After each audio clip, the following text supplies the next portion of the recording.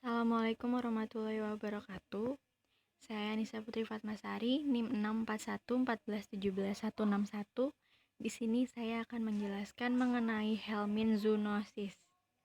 Yang pertama yaitu penyakit fasciolosis. Pengertian fasciolosis. Fasciolosis adalah penyakit zoonosis yang disebabkan oleh parasit cacing trematoda, Fasciola gigantica maupun Fasciola hepatica, termasuk kelas Trematoda, filum Platyhelminthes, dan genus Fasciola. Cacing tersebut bermigrasi dalam parenkim hati, berkembang dan menetap dalam saluran empedu. Jenis cacing Fasciola yang ada di Indonesia adalah Fasciola gigantica, dan siput yang bertindak sebagai inang yaitu adalah Limnaea rubiginosa.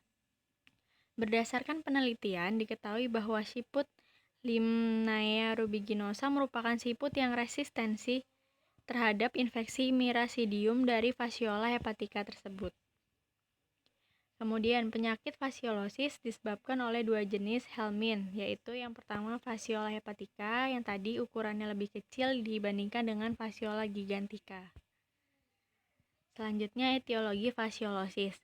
Fasciolosis disebabkan oleh cacing hemaprodit yang cukup besar, berbentuk seperti daun dengan kutikula berduri.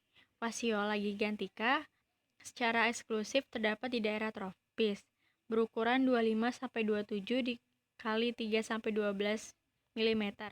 Fasciola hepatica ditemukan di daerah yang beriklim sedang dengan ukuran 20-30 kali 10 mm.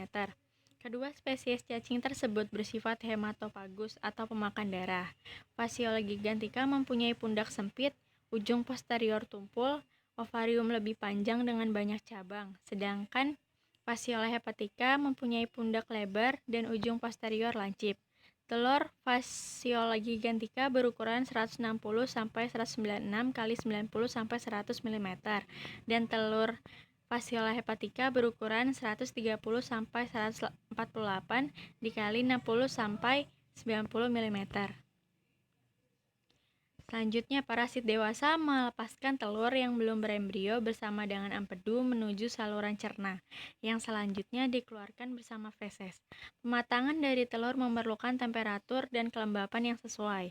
Pada musim panas, masa inkubasi lebih pendek, dan pemindahan Miracidium atau larva dari telur ke air kurang lebih 1 minggu. Pada musim dingin dengan kondisi temperatur yang rendah, penetasan baru terjadi setelah beberapa bulan. Telur yang tahan terhadap kondisi lingkungan akan dapat bertahan dalam material feses sampai 1 tahun. Lain halnya dengan Miracidia yang bersifat mudah rusak dan hanya bisa ditemukan pada hospes yang cocok dalam jangka waktu 8 jam. Distribusi geografis. Fasciola hepatica tersebar luas di seluruh dunia, sementara Fasciola gigantica sering terjadi di Afrika, beberapa negara Asia, dan Hawaii. Fasciolosis di Indonesia disebabkan oleh infeksi cacing Fasciola gigantica.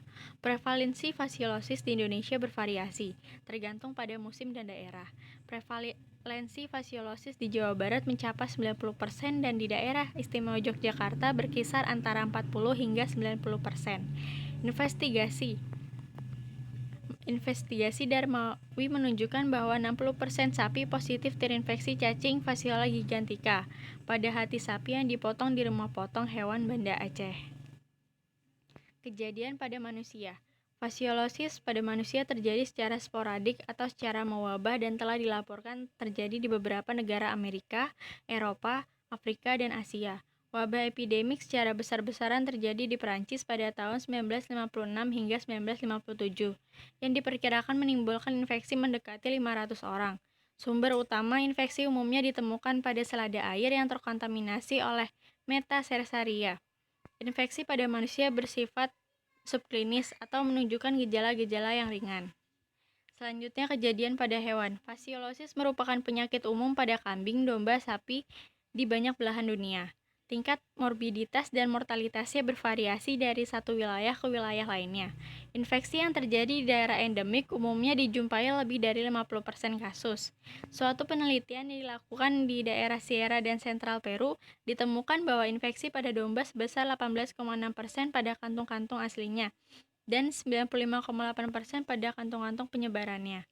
Kerugian akibat kerusakan hati pertumbuhan domba menjadi terhenti dan penurunan dalam proses proses produksi wol, susu, dan produksi daging.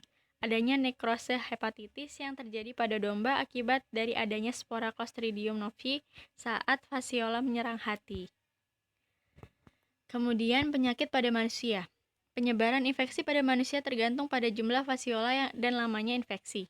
Migrasi dari fasiola muda ke parenchima hati menyebabkan terjadinya traumatik atau lesi nekrosa. Di dalam saluran empedu, fasiola dewasa akan menyebabkan terjadinya peradangan, adenomatos, dan perubahan fibros. Infeksi yang serius dengan jumlah parasit yang banyak mengakibatkan terjadinya biliaristasis, atrofi hati, dan krihosis periportal. Kolesitis dan kolelitiasis sering terjadi pada beberapa kasus kronis. Penyakit pada hewan. Hewan herbivora yang peka terhadap penyakit fasiolosis diantaranya domba, diikuti oleh sapi. Dua bentuk klinis penyakit dibedakan atas bentuk akut dan kronis.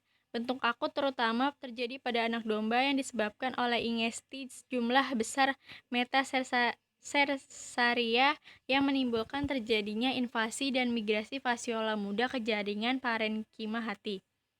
Migrasi parasit menimbulkan terjadi hemoragik hematoma dan ruptur pada hati, peradangan pada organ dan kantung empedu, dan perusakan pada jaringan hati. Domba yang terinfeksi menimbulkan kematian secara tiba-tiba tanpa manifestasi klinis, atau 1 atau 2 hari sebelum mati dapat memperlihatkan kelemahan, kehilangan nafsu makan, dan kesakitan bila dipalpasi pada daerah hepatik. Pada kasus yang akut dapat menimbulkan kehilangan berat badan dan akumulasi cairan pada abdomen. Bentuk kronis berkembang secara lambat ditandai dengan terjadinya penurunan berat badan, kekurusan, edema submaksila, anemia, kelemahan, diare, dan asites. Gejalanya tergantung pada jumlah fasiola. Domba dengan jumlah fasiola yang tidak terlalu banyak akan menunjukkan gejala kehilangan nafsu makan, penurunan berat badan, dan anemia yang progresif. Sumber infeksi dan model transmisi. Ekologi fasiolosis memiliki hubungan yang erat dengan keong yang bertindak sebagai hospes intermediate. Karakteristik fisiografik, komposisi tanah, dan faktor iklim menentukan tingkat reproduksi Limnaea yang selanjutnya akan berdampak terhadap epidemiologi penyakit.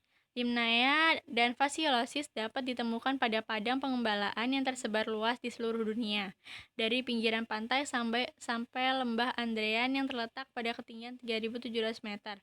Perbedaan spesies Limnaea bervariasi sesuai dengan karakteristik fisiologi, distribusi, dan saat kehidupan pada berbagai kondisi lingkungan. Spesies yang sangat penting untuk diketahui yaitu Limnaea truncatula dan Limnaea tomentosa. Berikut gambaran dari siklus penularan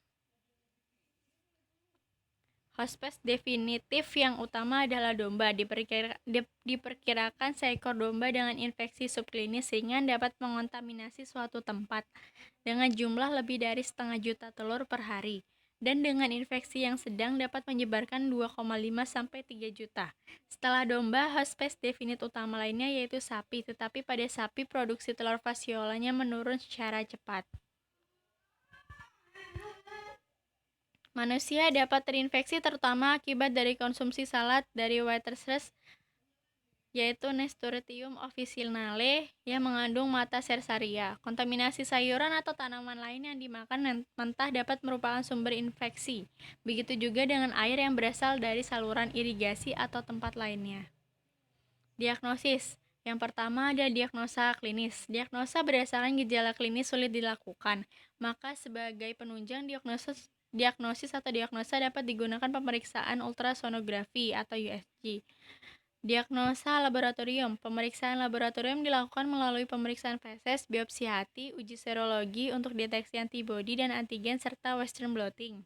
Pemeriksaan feses untuk deteksi telur cacing terkendala dengan durasi investasi Fasiola gigantica, karena telur baru dapat ditemukan setelah 15 minggu hewan terinvestasi atau terinfeksi. Sedangkan untuk investasi Fasiola hepatica, telur baru dapat ditemukan setelah 10 minggu hewan terinfeksi atau terinvestasi. Pengobatan. Pengobatan yang pertama pada manusia digunakan triclabendazole dengan dosis 10-12 mg per kilogram berat badan, dan nitazosanide. Nitrosinil dengan dosis 10 mg per kilogram untuk sapi, kerbau, dan domba dengan daya bunuh sangat efektif mencapai 100% pada investasi setelah 6 minggu.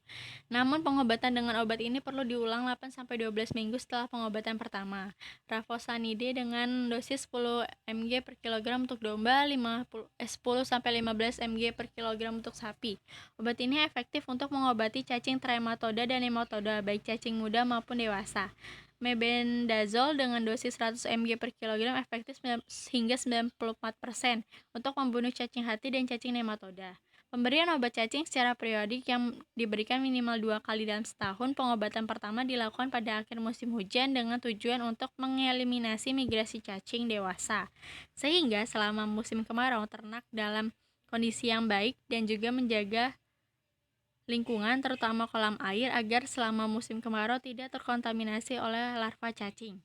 Pengobatan kedua dilakukan pada akhir musim kemarau dengan tujuan untuk mengeliminasi cacing muda yang bermigrasi ke dalam parenkim hati. Pada pengobatan kedua ini perlu dipilih obat cacing yang dapat membunuh cacing muda. Baik, sekian presentasi dari